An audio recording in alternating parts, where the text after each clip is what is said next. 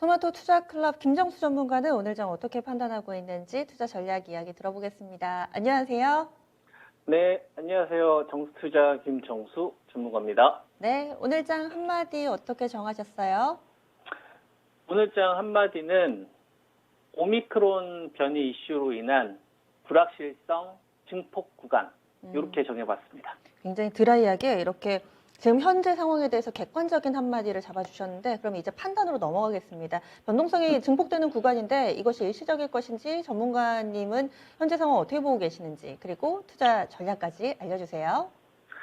네, 오미크론 요 변이 이슈가 주말에 갑자기 확대가 됐거든요.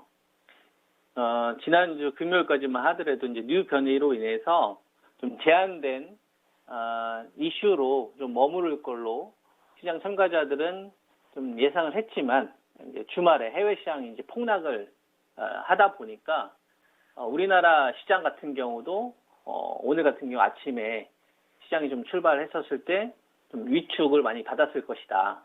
저는 이렇게 좀 생각을 합니다. 해외 시장의 조정폭이 정말 크게 나왔는데요. 아주 오랜만에 해외 쪽의 흐름을 좀 살펴보면 이 다우존스가 이 정도의 조정을 보이는 걸 정말 오랜만에 보는 것 같아요. 작년도 11월 달부터 이어지고 있는 이 중장기 추세가 처음으로 좀 위협받는 이런 흐름들이 좀 나오면서 투자가들이 좀 위축시키는 이런 흐름들이 좀 나왔고요. 나스닥 같은 경우도 다우존스에 비해서 기술주 중심으로 좀 구성되어 있다 보니까 상대적으로 좀 변동성이 좀 많이 노출되어 있는 주식인데 최근 들어서 보면 단기 흐름이 좀 깨졌고 그다음에 그동안 좀 추세가 유지가 됐었던 부분들이 처음으로 이제 아래쪽으로 크게 열리는 흐름들이 나옵니다. 민감하게 반응하고 있다는 걸 우리가 이제 알고 있는 거죠. 알 수 있는 거죠. 그다음에 유가 같은 경우도 보면은 이 정도의 폭락이 과연 얼마 만에 나오는 것이냐, 그죠? 깜짝 놀랄 정도의 급락세가 나온 것 같아요. 원유 같은 경우도 보면은 뭐 한 80달러 초중반에서 계속 왔다 했었는데 68달러까지, 그죠? 이런 급락하는 흐름들이 나왔었고, 그 다음에 미국 국채 10년물 국채 수익률 같은 경우도 보면은 10년물 이 국채 수익률 미국 쪽 같은 경우도 보면은 1.68%에서 지금 뭐 1.4대 중반까지 떨어졌으니까 인플레이션 관련된 이런 수혜 때문에 화학주 사야 되고 철강주 사야 되고 이런 좀 분위기에 휩쓸려서 거래를 만약에 했다면 최꼭지에서 사는 겁니다. 우리가 이걸 굉장히 저는 중요하다고 생각을 하는데요. 만약에 시장이 좀 이슈에 휘둘려서 그 당시 인플레이션 관련된 주식 샀다가 한번 생각을 해보세요. 포스코를 만약에 35만 원에 샀고 32만 원에 샀고 그죠? 거품을 빠진 자리에서 기다려서 공략을 하면 참 좋았을 텐데 만약에 이슈에 휘둘려서 만약에 이런 거 샀다고 생각을 한번 해보세요. 끔찍하지 않습니까? 지금이 유동성 축소 구간인데 이러한 것들에 대한 경고를 저는 계속적으로 방송을 통해서 여러분들한테 말씀을 좀 드렸었기 때문에 저로 인해서 폭락 피하시는 분들 굉장히 많이 있을 거라 생각을 합니다. 그런 분들께서 이제 이번에 오미크론과 관련된 이 이슈를 어떻게 이제 받아들일 것이냐, 좀 두려움도 좀 클 것이고 이렇게 좀 생각을 하는데, 이거는 이제 이렇게 생각하시면 될 것 같아요. 제가 호재는 조심하고 악재는 반가워하자는 말씀을 좀 드렸잖아요. 그죠?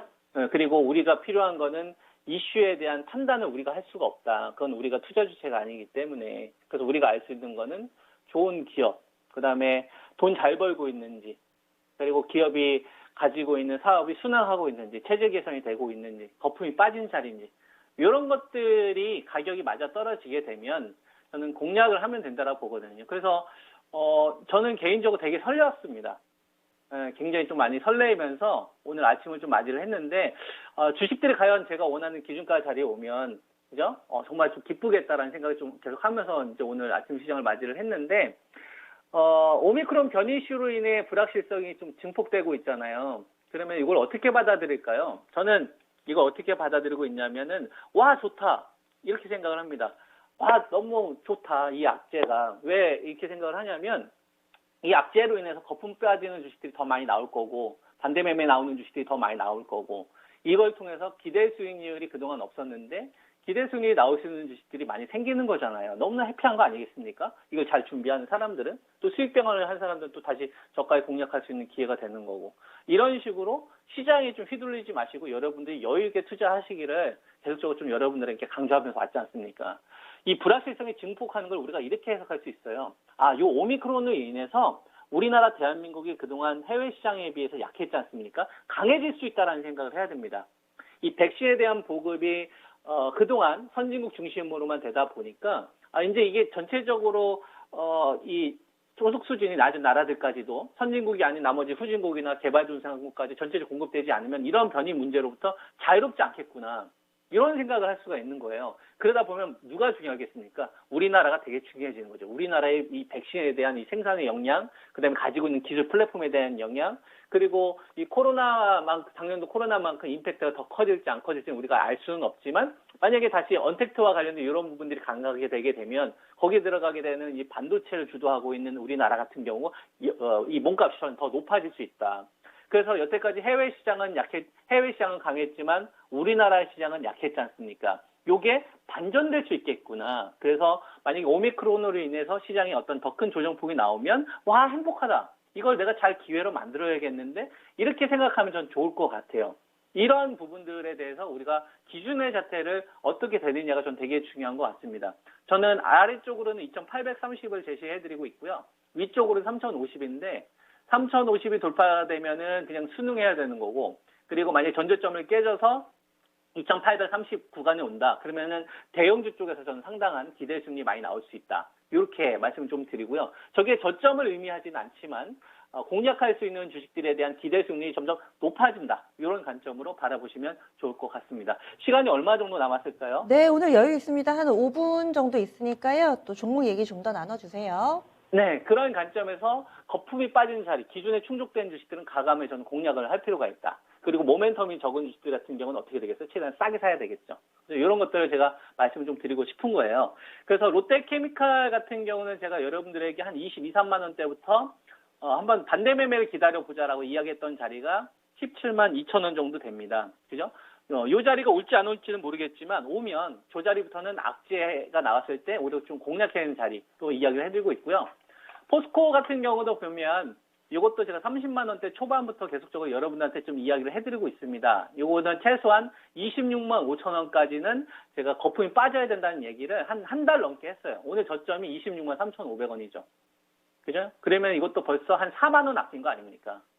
4만 원 아낀 거잖아요, 벌써. 이 4만 원의 폭락을 피한 거잖아요. NC소프트 13만 원의 폭락을 피하고 매수를 한 다음에 이 급등을 우리가 수익을 냈던 것처럼 폭락을 피한 다음에 매수를 하는 것도 전 되게 중요하다고 생각을 하거든요. 그러면 최소한 이제 거품 자리까지는 빠졌다라고 보는 겁니다. 그러면 이제 공략할 기준을 우리가 어떻게 세워야 되느냐? 그러면은 전 그 기준으로 24만 5천 원을 제시하겠습니다. 24만 5천 원 금방 정도가 되면 포스코는 악재가 나오더라도 이제 매수로 좀 대응해야 되는 자리로 바뀐다. 이런 의견을 좀 드리도록 하겠고요. 그 다음에 배터리 관련된 주식 가운데서 LG화학도 이야기해드리고 있는데 LG화학은 한 62만 원 선 정도를 기다려야 된다. 85, 6만 원대부터 제가 계속 기다리자고 했던 자리고 지금 유동성 축소 구간이니까 굳이 우리가 급하게 할 필요 없다는 거죠. 그래서 이것도 벌써 한 12, 3만 원 정도의 폭락을 또 피한 거 아닙니까? 이거 아까운 이 급락을 또 아깝잖아요. 만약에 고점에서 따라갔었으면. 이런 폭락을 피하면서 사는 것도 저는 되게 중요하다고 보는 거죠. 그리고 기존이 나온 종목들은 우리가 시장에 가감하게 베팅을 해야 된다라고 보는 거죠. 우리가 지금 현재 구간에서 IT 반도체 쪽이 실적에 대한 컨셉이 분명히 높아지고 있기 때문에 SK 하이닉스는 제가 여러분들한테 97,000원, 10만 3천 원 이야기해드리고 있잖아요. 이 가격이 오면 다시 사야 되는 거예요. 그리고 삼성전자는 6만 9천 원. 그죠? 6만 9천 원. 요거 이야기 해드리고 있지 않습니까? 그 다음에 7만 4천 원. 요 구간은 그냥 사야 되는 구간이다. 두 번 정도 나누어서. 이렇게 이야기를 좀 해드리면 될 것 같고, LG전자 같은 경우도 제가 구조적인 변화로서 같이 이야기했던 종목이 LG전자, 삼성전기. 그래서 내가 IT 반도체 섹터에서 TV 가전 쪽에서 좀 똘똘한 녀석 공략하고 싶다. 이쪽 하시면 되는 거고요. 그리고 이제 바이오 제약이 좀 중요해질 텐데, 제가 셀트리온 20만 원 깨졌었을 때 공개 추천 나갔습니다. 이거 전체 문자 여러분들 받으신 분들 꽤 있으실 거예요. 그리고 나서 25만 원 수준 정도까지 25% 급등이 나왔었고, 여기서 추천드린 다음에 급등이 나왔었고, 수익 병행한 다음에 제가 다시 여러분들에게 잡으라고 했던 자리는 21만 2천 원. 이건 시장 긍정 쓰지 말고 다시 잡아라. 왜? 셀티리온한테는 램시마만 있는 게 아니라 트룩시마도 있고 휴미라도 있는데 램시마만 반영된 가격이다라고 이야기했잖아요. 그래서 셀티리온 같은 경우도 지금 지수 무관하게 공략 기회로 계속 유지하면 되는 거고요. 그 다음에 같이 이야기해드렸던 게 유한양행입니다. 유한양행 같은 경우에는 지금 체질 개선이 됐는데 정체기 때 밸류다. 그래서 5만 8천에서 6만 2천의 기준을 그대로 가져가면 되는 것이고, 그 다음에 이번에 바이오 제약 가운데서 빠른 대응이 필요하지 않습니까? 그래서 이 삼성 바이오로직스의 방향을 보면 된다. 삼성 바이오로직스가 82만 원 방어된 다음에 이 주식이 이제 수익률 게임을 키울 것이냐, 그것이 되게 중요한데 88만 원대에서 89만 원대를 돌파해주는 시도가 좀 나오고 있는데, 돌파되는 흐름이 나오면 삼성 바이오로직스가 가는 방향에 우리가 올라타야 됩니다. 그래서 거기에 해당하는 주식으로 플랫폼 관련된 주식 가운데 제가 mRNA 관련된 주식을 이야기했죠. 그래서 9만 500원 이하에서 여러분들 계속 추천드렸던 에스팜, 이것도 지금 벌써 11만 7천 원까지 좋은 결과가 있잖아요. 이런 기준가를 회복하는 주식들이 이번 구간에 시장 무관하게 수익률 게임을 펼칠 수 있다고 보고 있고, 그 다음에 같이 언급해드리고 있는 주식 가운데 하나가 올릭스고, 기준가는 39,500원을 지속적으로 이야기를 좀 해드리고 있지 않습니까? 이 구간은 반대 매매가 소화되는 구간이고, 지금까지 기술 이전을 했었는데 떼아르하고의 한소제약에 대한 이 기술 이전 금액이 그동안 반대 매매나 바이오 제약에 대한 체감이 악화되면서 제대로 된 평가를 받지를 못했었습니다. 이런 것들을 이제 받을 수 있는 주식으로 좀 바뀌어갈 수 있다. 그래서 바이오 제약 투자하시는 분들은 플랫폼 중심으로 좀 투자를 하시는 것이 좀 좋겠다라는 말씀을 좀 다시 한번 강조하겠습니다. 네, 알겠습니다. 말씀 고맙습니다. 예, 저도 감사합니다. 네.